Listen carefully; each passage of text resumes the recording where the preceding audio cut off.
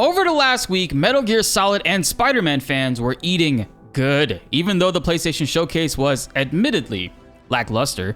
If you were a fan of either of those titles, you definitely had your day made. The official gameplay for Spider-Man 2 was a bit over 10 minutes long and an absolute banger that revealed a lot of great things. Many things that a lot of fans will absolutely love.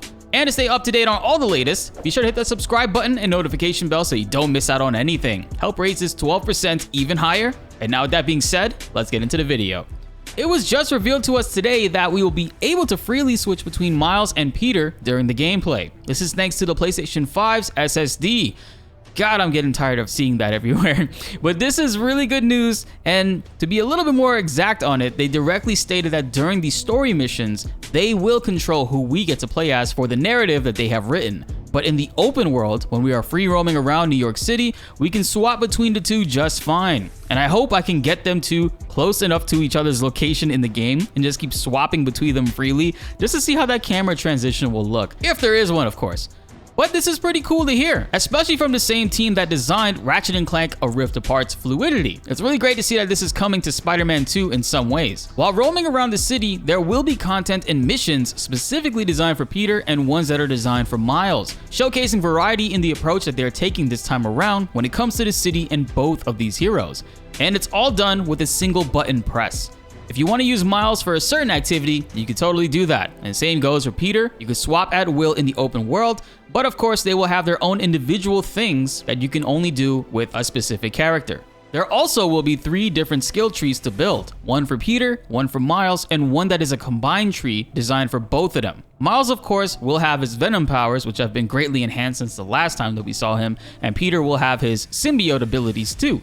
When you play the previous games, you could totally feel the differences the devs packed into it so that players can have different experiences. Yes, they're both Spider-Men, technically, but they function in various ways that make them both unique. Miles was super fun to play as and swing around as, but I cannot wait to see how much they balance that out now with the feedback that they've gotten from the DLC. And I'm sure with that, they've definitely improved on Peter even more. It's not that he was bad in any way at all, it's just Miles felt like more fun to play as and was a little bit more refreshing. But of course, that's all preference. When the first Spider-Man game released, I, along with everyone else, was blown away with the amount of detail Insomniac's team put together for the city. I was born in New York and I visited very often to see my family, and seeing so many subtle details being lovingly recreated and highlighted was an absolute joy for me that took hours out of my playtime and kept me from not playing the main story mission.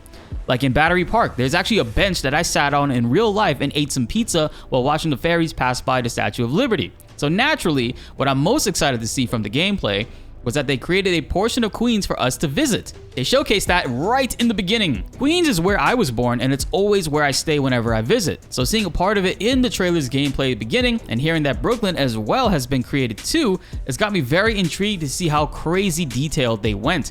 I doubt they did all of Queens. I mean, that's just way too large. Same with Brooklyn. But if Insomniac in Spider-Man 3 makes it their mission to just knock out all the borough's locations, that would be quite an incredible feat to accomplish. Like say you go from Queens, you can go from Far Rockaway to LaGuardia. That will win Game of the Year for me alone. The challenge, of course, are the lack of large buildings compared to Manhattan. I mean, there are some throughout the boroughs, but Miles now has like a glide and flight feature, and I think they can make it work. But we are getting ahead of ourselves. That's for Spider-Man 3. The footage I have of the recent gameplay is in 4K. Unfortunately, the showcase itself was only in 1080p. I'm still in the camp that believes that these showcase reveals should be set up as premieres rendered in 4K on YouTube, but for whatever reason, they still do 1080p uploads as fake streams. It's pre-recorded anyway, Sony and other companies. Just render it in 4K and upload it as a premiere. In my opinion, streaming it in 1080p is the worst way to show off how great your game looks. Initially, a lot of naysayers denied Spider-Man 2 looked good, being nitpicky at the lighting, graphics, and the lack of water realism dripping from Miles. But Insomniac has seen the criticisms and assured fans that the game's visuals will definitely be improved before launch. What we're seeing right now is earlier footage that was greenlit to get the public some actual visuals on the game. And also, to finally give content creators freedom from abusing this screenshot right here. Rejoice, content creators. The game is slated for a fall release in 2023, just a few months from now, and the team is actively working to finalize the game while also bringing us new information. From all of this that you guys just heard, what did you guys like the most? And what are you most looking forward to see? For me, I really want to see Venom in action, man. I know they're holding off on that for now, but it will be amazing when we finally get to see it.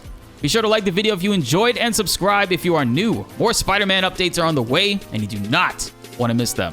My name is BltzZ and thanks for watching.